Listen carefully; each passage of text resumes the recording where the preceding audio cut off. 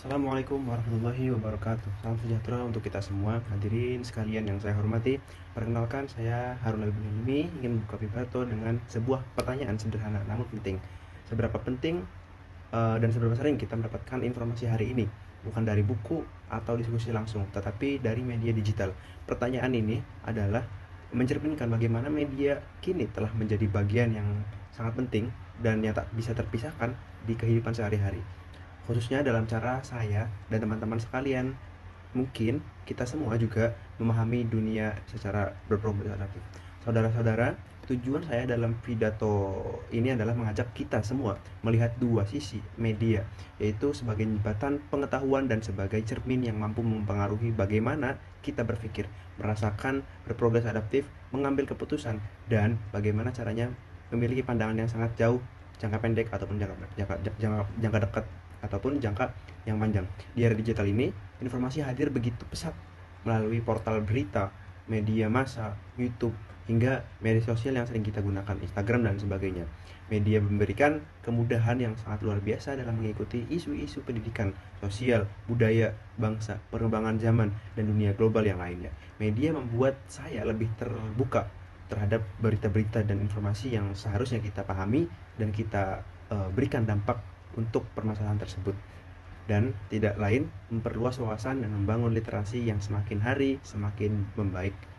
Di era digital ini informasi hadir begitu pesat, dan namun sebagaimana secepatnya informasi menyebar, akurasi tidak selalu mengikuti kecepatan. Saya pernah merasakan betapa mudahnya seseorang terpengaruh oleh berita yang belum benar. Karena itu, saya membawa pengalaman ataupun pendapat bahwasanya media menuntut saya untuk lebih kritis, lebih memverifikasi berita, lebih membandingkan sumber, referensi, dan tidak cepat percaya dalam hal-hal yang dihandle secara provokatif. Media di sisi positif ini menjadi ruang pembelajaran, ruang terbuka, ruang edukasi.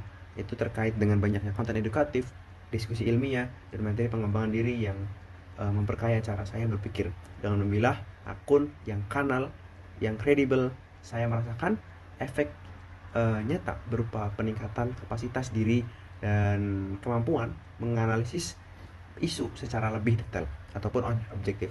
Namun di sisi lain, saya tidak menutup mata bahwa media juga dapat membawa dampak psikologis dan sosial yang patut diwaspadai.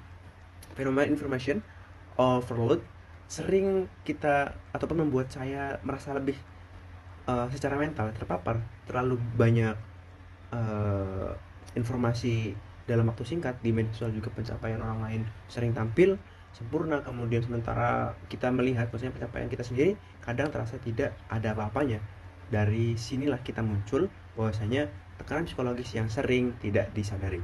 Fenomena ini sejalan dengan teori kultivasi dari Georges Gerbner yang menyatakan bahwasanya paparan media sosial dalam jangka pendek maupun panjang membentuk persepsi seseorang terhadap realitas apa yang sering kita lihat, kita dengar, dan kita konsumsi secara digital, yaitu di TikTok, Instagram, dan YouTube ataupun media lainnya.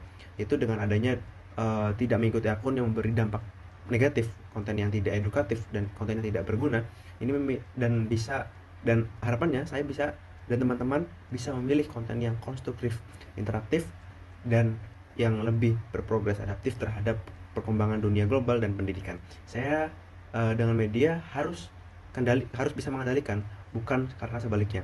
Melalui pengalaman ini, saya ingin menyampaikan pesan penting untuk media dan penyimak media.